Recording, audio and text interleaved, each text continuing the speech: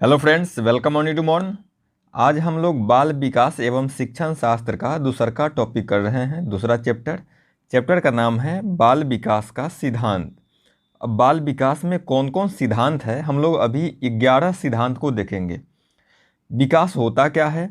बालक में गुणात्मक एवं परिमाणात्मक परिवर्तन को विकास कहते हैं। ठीक है दोस्त, ये तो हुआ एक स्टैंडर्ड परिभाषा।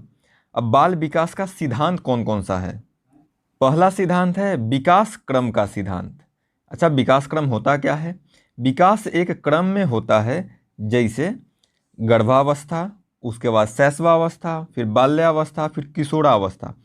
ऐसा नहीं होता है कि डायरेक्ट शैशवावस्था से किशोरावस्था में चला जाए। विकास हमेशा एक क्रम में ही चलेगा। ये विकास का दर कम बेसी हो सकता है, लेकिन जो इसका क्रम है, गर्भावस्था, फिर शैशवावस्था, फिर बाल्यावस्था, फिर किशोरावस्था, क्रम का मतलब यही है। जैसे मान लीजिए कि भाषाई विकास होना है, तो पहले क्या होता है? बालक सुनता है, फिर बोलता है, फिर पढ़ता है और लास्ट में लिखने का काम करता है।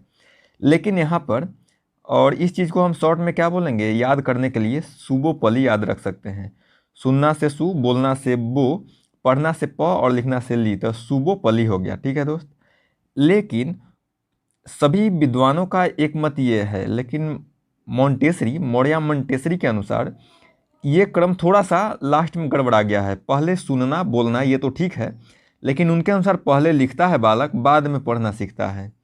तो ये क्रम है मोंटेसरी के अनुसार। नेक्स्ट सिद्धांत है विकास की गति का सिद्धांत। यह है गति का सिद्धांत, वो था क्रम का सिद्धांत। अच्छा, इसका प्रतिपादक कौन है?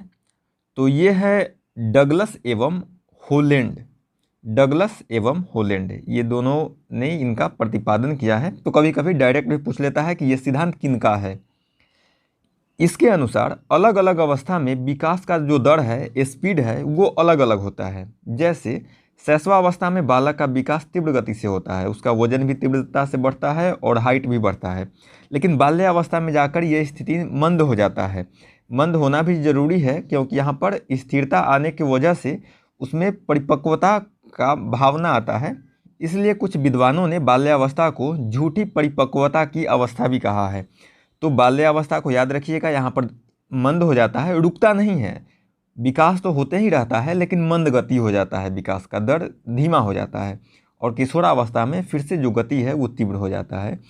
तो विकास का गति का सिद्धांत जो है, यही बताता है कि अलग अलग स्टेज में विकास का दर जो होता है कम बेसी होता है। तीसरा सिद्धांत आपका है विकास की दिशा का सिद्धांत। अच्छा, दिशा क्या होता है दोस्त?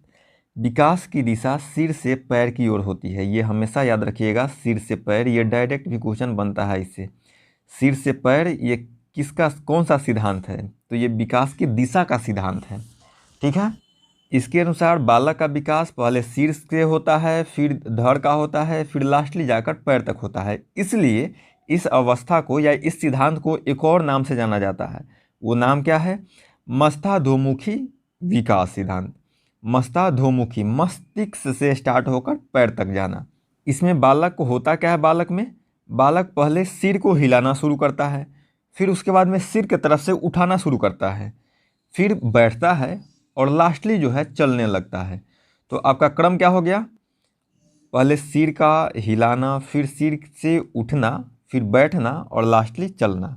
तो ये तीसरा सिद्धांत हो गया विकास के दिशा का सिद्धांत। और दिशा होता है सर से लेकर पैर की ओर विकास बढ़ता है। चौथा सिद्धांत है निरंतरता का सिद्धांत। विकास के क्रम में ये चौथा सिद्धांत है निरंतरता का सिद्धांत। अर्थात विकास कभी भी रुकता नहीं है, ये निरंतर चलने रहने वाला ये प्रक्रिया है। मतलब गर्भावस्था से ही विकास शुरू होता है। वृद्धि और विकास में अंतर है। वृद्धि परिपक्वता तक या प्रौढ़ावस्था में जाकर रुक जाता है, जबकि विकास जो है निरंतर चलते रहता है। तो हम लोग अभी विकास के सिद्धांत को डिस्कस कर रहे हैं। तो विकास शुरू कहाँ से होता है? तो जन्म के पूर्व से ही, अर्थात गर्भावस्था से ही शुरू होता है और मृत्यु उपरांत तक चलता है। मरने समय तक विकास होता है। ये विकास की निरंतरता का सिद्धांत हुआ। अच्छा, इसका प्रतिपादक कौन है? तो इस सिद्धांत को डेवलप करने का श्रेय स्किनर महोदय को जाता है। ठीक है दोस्त, ये भी याद रखना है। कभी कभी ये पूछ लेगा कि निरंतरता का सिद्धांत किन के द्वारा दिया गया है, तो ये कौन है, स्किनर है। अच्छा, अपना पांचवा जो सिद्धांत है वो है परस्पर संबंध का सिद्धांत। सभी जो विकास है वो एक निश्चित क्रम में या एक निश्चित नियम से जुड़ा हुआ है, बिल्कुल स्वतंत्र नहीं है। अच्छा, इसका प्रतिपादक कौन है, इस सिद्धांत को डेवलप करने का श्रेय किसको जाता है, तो ये जाता है थॉर्नडाइक को। परस्पर संबंध का सिद्धांत थॉर्नडाइक ने प्रतिपादित किया है। इसमें बताया ये गया है कि जो जो भी विकास है, जैसे शारीरिक हो गया, मानसिक हो गया, सामाजिक, नैतिक या संवेगात्मक, ये सभी विकास एक दूसरे पर आश्रित है, बिल्कुल स्वतंत्र नहीं है। मान लीजिए जो बालक शारीरिक रूप से थोड़ा विकलांग हो गया या मतलब उस तरह से डेवलप नहीं हो पाया, उसका मानसिक स्थिति भी थोड़ा इफेक्टेड होगा, उसका सामाजिक विकास भी बाधित होगा। इसी अनुसार सामाजिकता कम हुआ तो उसका संवेगात्मक जो विकास है वो भी कम हो जाएगा, नैतिक विकास है वो भी कम हो जाएगा। तो इस तरह बोला गया है कि जितने भी विकास है सभी एक दूसरे पर डिपेंडेंट है, आश्रित है, बिल्कुल स्वतंत्र नहीं है। मतलब एक के प्रभावित होने से दूसरा भी प्रभावित हो जाता है। तो ये कहना है विकास के परस्पर संबंध के सिद्धांत का। परस्पर संबंध के सिद्धांत मतलब सभी विकास एक दूसरे पर निर्भर है। अगला सिद्धांत है 6ठा नंबर, एकीकरण का सिद्धांत या समन्वय का सिद्धांत। समन्वय मतलब क्या होता है, वर्ड से भी हम लोग पकड़ सकते हैं। समन्वय मतलब मिलाना, एकीकरण मतलब ही वही होता है कि सभी को एक सूत्र में बांधना, सभी को एक कंट्रोल में लाना एकीकरण है। समन्वय भी वही है, सभी में संबंध स्थापित करना। तो इस सिद्धांत के अनुसार अंगों का उपयोग, अर्थात कि पहले क्या होता है, बालक छोटा जब होता है तो अपने पूरे शरीर को हिलाएगा, फिर उसके बाद में उसका एक अंग हाथ या पैर हिलाने लगता है। उसके बाद हाथ पैर हिलाता है, तब जाके उसके अंग मतलब हाथ के उंगली को हिलाना। अब ये जब काम होने लगता है, जब सभी अंग का बारी बारी से उस पर कंट्रोल होता है, तब उसको एकीकृत करना, किस क्रिया को करने के लिए कौन सा अंग का यूज करना है, सभी अंग को अपने बस में लाना, ये जो है एकीकरण का सिद्धांत है या समन्वय का सिद्धांत है। पहले क्या होता है, शरीर का हिलना होता है बालक में, फिर उसके बाद में किसी अंग का हिलना, हाथ पैर का हिलाना, फिर उसके बाद में उंगली पर कंट्रोल आता है। अब लास्टली रूप से इस सभी को कंट्रोल में करना और क्रिया के अनुसार एक एक अंग का यूज करना एकीकरण है या समन्वय है। 7वां सिद्धांत है व्यक्तिगत भिन्नता का सिद्धांत। ये तो आप कन्फर्म है कि सभी व्यक्ति एक दूसरे से भिन्न होता है, चाहे वो बनावटी रूप में हो या मानसिक स्थिति के रूप में हो या सोच में हो, सभी चीज़ में सभी बालक एक दूसरे से अलग है। यहाँ तक कि जुड़वा बच्चा में भी ये जो भले देखने में शारीरिक रूप से समरूप लगता हो, लेकिन उसका मानसिक स्थिति, सीखने का क्षमता, तर्क करने का क्षमता, सब कुछ अलग होता है। अच्छा, इस सिद्धांत का प्रतिपादक कौन है, तो इसका प्रतिपादक है हॉरलॉक महोदय। हॉरलॉक महोदय ने व्यक्तिगत भिन्नता के सिद्धांत को प्रतिपादित किया है। और व्यक्तिगत भिन्नता यही बोलता है कि प्रत्येक व्यक्ति एक दूसरे से भिन्न है, चाहे बनावटी रूप में हो या फिर शैक्षिक रूप में हो, सामाजिक विकास के रूप में हो, किसी भी आधार पर लीजिए, सभी व्यक्ति एक दूसरे से भिन्न है, इसका यही कहना है। अगला और 8वां सिद्धांत है वंशानुक्रम एवं वातावरण के अंतःक्रिया का सिद्धांत। इसका प्रतिपादक हैं स्किनर महोदय। और स्किनर महोदय कहना क्या चाह रहे हैं कि बालक में जो विकास होता है वो वंशानुक्रम एवं वातावरण दोनों का गुणनफल है, अर्थात विकास बराबर वंशानुक्रम गुने वातावरण। मान लीजिए वंशानुक्रम अगर 0 हो जाता है तो इस स्थिति में विकास क्या हो जाएगा, विकास भी 0 हो जाएगा। और मान लेते हैं किसी कंडीशन में वातावरण 0 हो गया और वंशानुक्रम है भी, फिर भी विकास इक्वल टू 0 हो जाएगा। मतलब इसका ये है कि वंशानुक्रम एक बिल्डिंग ब्लॉक देता है, मतलब एक आधार देता है, और इस आधार पर विकास का जो बिल्डिंग बनता है या भवन बनता है वो वातावरण डिसाइड करता है। तो वंशानुक्रम और वातावरण दोनों का गुणनफल विकास होता है, और इसका प्रतिपादक है स्किनर महोदय। 9वां सिद्धांत है सामान्य से विशेष का सिद्धांत। जनरली ये ब्रह्मांड का नियम भी है, सामान्य से विशेष की ओर ही सभी चीज़ों का विकास होता है। अर्थात छोटा बच्चा जब जन्म लेता है तो उसमें शब्द का ज्ञान नहीं होता है, रोना से या चिल्लाने से स्टार्ट होता है, मतलब जो कि सामान्य क्रिया है, और यहाँ से बढ़कर वो शब्द सीखता है, वर्ड सीखता है और भाषाई विकास होता है। उसी तरह से एग्जाम्पल के रूप में ही पहले बालक क्या मुंह से उसका कुछ भी उच्चारण निकलता है, और ऐसा कुछ भी जो सिंपल वर्ड है, सबसे साधारण वर्ड है जिसमें कोई भी मात्रा नहीं है, पहले वो वर्ड निकलता है। जैसे इसमें कोई भी मात्रा नहीं है, तो बालक के मुंह से पहले ऐसा वर्ड निकलता है जो सबसे सिंपल हो।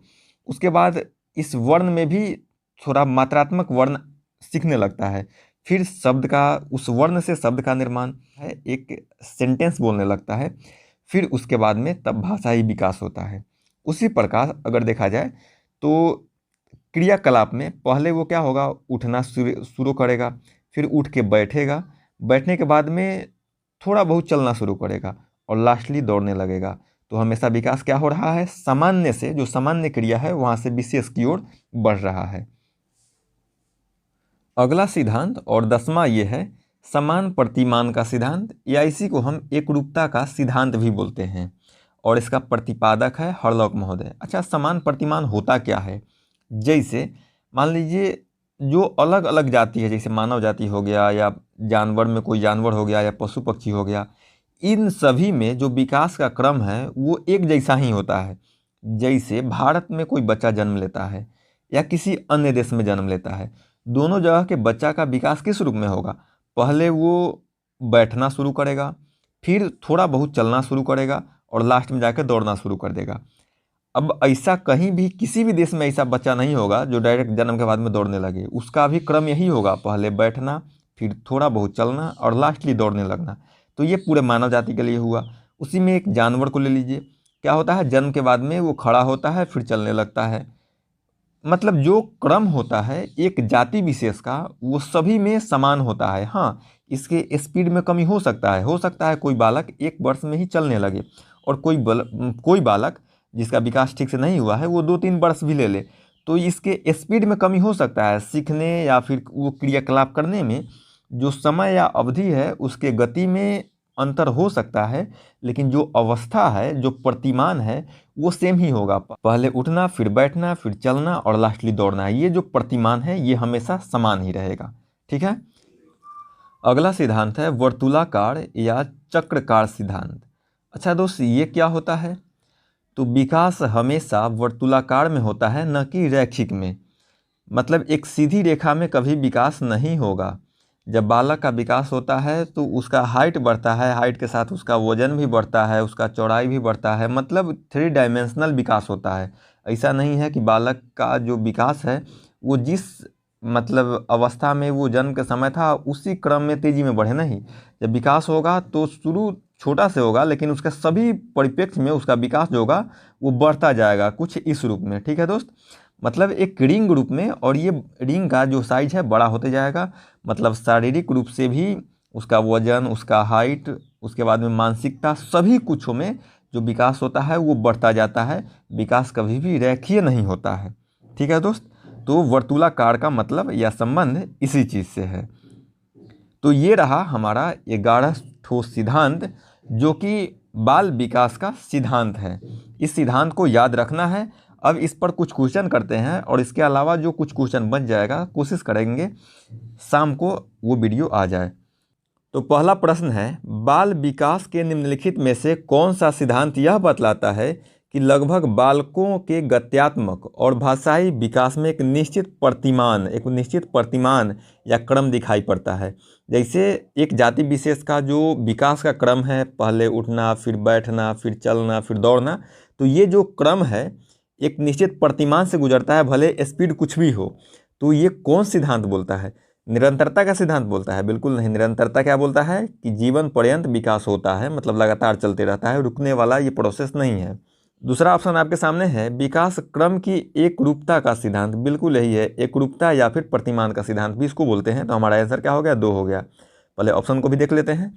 एकीकरण का सिद्धांत। अच्छा, एकीकरण का सिद्धांत हम लोगों ने क्या देखा है कि बालक पहले शरीर को हिलाता है, फिर शरीर के भाग को, फिर उस भाग के अंग को हिलाता है, बाद में सभी पर अपना कंट्रोल प्राप्त करता है, और अर्थात एकीकरण करता है। और लास्टली आपका ऑप्शन जो है चौथा ऑप्शन, विकास की दिशा का सिद्धांत। दिशा का सिद्धांत क्या बोलता है? विकास सर से स्टार्ट होता है और तब पैर तक जाता है। तो ये हुआ आपका पहला क्वेश्चन। दूसरा क्वेश्चन भी देख लेते हैं। बाल विकास का कौन सा सिद्धांत यह बतलाता है कि जिन बच्चों में औसत से अधिक वृद्धि होती है वे शारीरिक, सामाजिक, संवेगात्मक विकास में भी काफ़ी आगे बढ़ जाता है। तो जिसका शारीरिक विकास ठीक से हुआ है या जिसमें एक विकास तेजी से हुआ है तो बाकी विकास पर उसका क्या प्रभाव पड़ेगा। तो अभी हम लोगों ने देखा है परस्पर संबंध का सिद्धांत बताता है कि एक चीज़ बाधित हुआ तो उसका सभी विकास बाधित हो जाएगा। अगर किसी एक में अच्छा कर रहा है मतलब सभी में अच्छा हो रहा है, सभी एक दूसरे पर आश्रित है मतलब एक दूसरे पर निर्भर है। इस तरह से आपका आंसर क्या हो जाएगा, पहला ऑप्शन हो जाएगा। विकास का एकरूपता का सिद्धांत अभी हम लोगों ने देख लिया। एकीकरण मतलब शरीर पर एकीकरण स्थापित करना सभी अंगों पर। विकास की दिशा क्रम सर से पैर तक। इसके लिए आपका आंसर हो जाएगा 1 नंबर।